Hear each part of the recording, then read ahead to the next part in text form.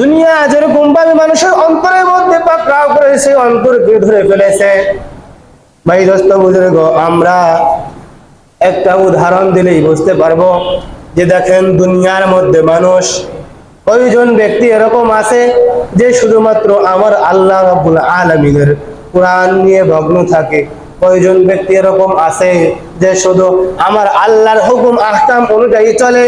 কয়জন ব্যক্তি এরকম আছে যে নবীর সুন্নাহ অনুযায়ী চলে। কয়জন ব্যক্তি এরকম আছে যে নবীর হাদিস অনুযায়ী চলে। ভাই দোস্ত বুজুর্গ, শতকরা একজন এরকম পাওয়া যাবে না যে পঙ্খানো ভাবে আদায় করে আমার আল্লাহ রাব্বুল আলামিনের কিতাব, সে সঠিক মতো আদায় করে নবীর সুন্নাহ এবং হাদিস। দুনিয়ার মানুষের এরকম একটা পরিস্থিতি, এখন দুনিয়ার মানুষের এরকম একটা অবস্থা যে শুধু দুনিয়া আর দুনিয়া, দুনিয়া আর দুনিয়া। দুনিয়া এরকম ভাবে মানুষকে পাকড়াও করেছেন, এরকম ভাবে ধরে ফেলেছে যে মানুষ আর ছুটতেই পারে না দুনিয়ার লোভ লালসা থেকে। দুনিয়ার লোভ লালসা থেকে মানুষ কি করতে পারে না? ছুটতেই পারে না।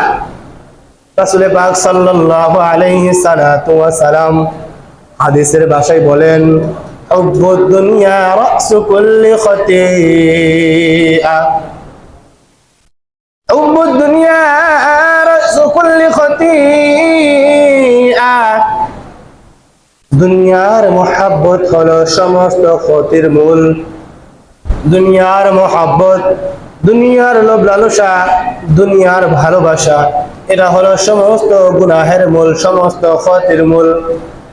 দুনিয়ার লোভ লালসার মধ্যে যে ব্যক্তি একবার ডুবে গেছে, দুনিয়ার লোভ লালসার মধ্যে যে ব্যক্তি একবার মগ্ন হয়ে গেছে, ওই ব্যক্তি আর কখনো ফিরে আসতে পারবে কিনা এটার মধ্যেও সন্দেহ রয়েছে। কারণ দুনিয়ার লোভ লালসা এরকম যে সেখান থেকে মানুষ আর ফিরে আসতে পারে না। শয়তান ধোঁকা দিতেই থাকে, ধোঁকা দিতেই থাকে যে দুনিয়ায় তো সব, দুনিয়ায় তো সব, আখিরাতে তো কখন যাবি, আখিরাত তো পরের বিষয়, মউতের পরে তো আখিরাতের বিষয়। এখন তো দুনিয়ায় আসত, দুনিয়ায় তোমরা কি করো?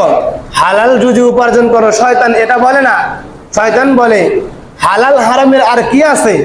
দুনিয়ার মধ্যে আসো, দুনিয়ার মধ্যে জীবিত আসো, তো হালাল হারাম বাসে আর কি করবা? দুনিয়ার সমস্ত কিছুকে কি করো? রিজিক হিসেবে গণ্য করো।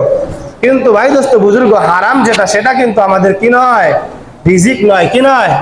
রিজিক নয়। দুনিয়ার লোভ লালসা, মানুষ শুধু এটা চায় যে আমি কি কাজ করলে আমার বাড়ি গাড়ি হবে, কি কাজ করলে আমার কি হবে? সম্পদ হবে, কি কাজ করলে আমি টাকা পয়সার মালিক হতে পারবো, কি কাজ করলে আমি একটু ক্ষমতা পাবো, কি কাজ করলে আমি একটু দুনিয়ার মানুষের মধ্যে একটু রাজত্ব কায়েম করতে পারবো। মানুষ, দুনিয়ার মানুষ এরকম চিন্তা ভাবনা নিয়ে ভগ্ন।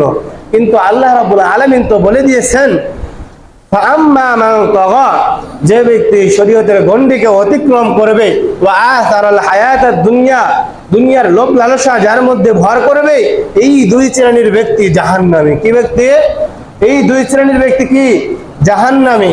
ফাইন্নাল জাহিমা হিয়াল মাওয়া, জাহান্নাম হবে তাদের আবাস স্থল।